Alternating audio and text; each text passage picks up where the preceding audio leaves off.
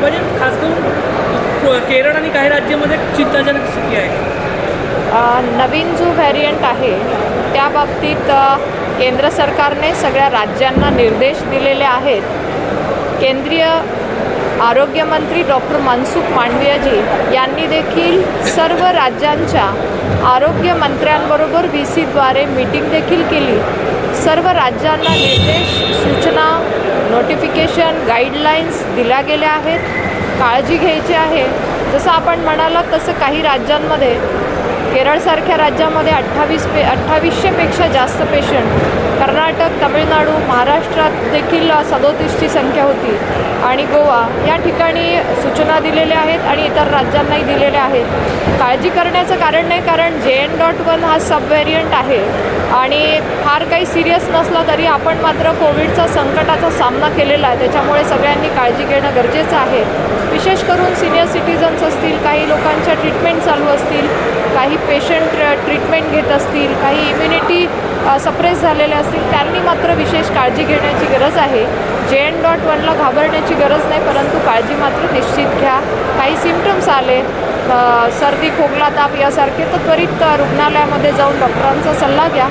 सर्व राज्यातल्या सगळ्या जिल्ह्यातल्या सगळ्या जिल्हा लेवलच्या हॉस्पिटलला, सिव्हिल हॉस्पिटलला, मेडिकल कॉलेजेसला देखील सतर्क राहण्याचे आणि ट्रीटमेंट अवेलेबिलिटीचे सुद्धा निर्देश दिले गेलेले आहेत। जिनोम सिक्वेन्सिंग वाढवण्याचं कारण त्या अनुषंगाने ट्रॅक ठेवणं आवश्यक आहे। नक्कीच आपण जसं म्हणालात तसं टेस्टिंग पण होत आहेत। टेस्टिंग वाढवण्याबरोबर पॉझिटिव्ह केसेस आल्या तर लगेच आपण जिनोम सिक्वेन्सिंग करण्याकडेही भर देतो आहे। कुठला याच्यामध्ये हा व्हायरस आहे शोधण्यासाठी आणि त्या दृष्टीने आपल्याला कळतं की किती प्रमाणात हा स्प्रेड होतो आहे। मला वाटतं जिनोम सिक्वेन्सिंगसुद्धा सर्व राज्यांमध्ये चालू आहे। टास्क फोर्स काही विशेष गठीत केली आहे का? नाही, जसं मी म्हणाले की हा सब व्हेरियंट आहे, घाबरण्याचं कारण नाही।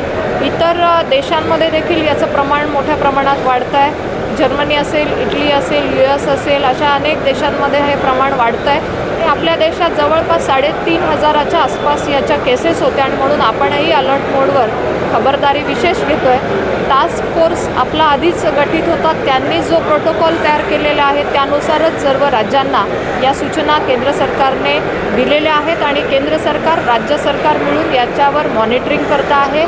रोजचं स्क्रीनिंग, जिनोम सिक्वेन्सिंग यावर लक्ष ठेवून आहेत आणि सगळीकडच्या व्यवस्था आहेत की नाही याबाबतीत केंद्रीय मंत्री डॉक्टर मनसुख मांडवियाजी यांनी देखील सूचना दिलेल्या होत्या। मेडिसिन अवेलेबिलिटी असेल किंवा ICU बेडची व्यवस्था असेल याची देखील त्या मीटिंगमध्ये चर्चा झाली आणि राज्याचे मुख्यमंत्री माननीय शिंदेसाहेब यांनी देखील याबाबतीत राज्यामधल्या स्थितीचा, आरोग्य स्थितीचा देखील आढावा घेतला आणि चिंता करण्याचं कारण नाही, मात्र काळजी जरूर घ्या, एवढंच मी म्हणेन। भारती मैम, हिंदी में जानना चाहेंगे, देश में कोरोना के फिलहाल क्या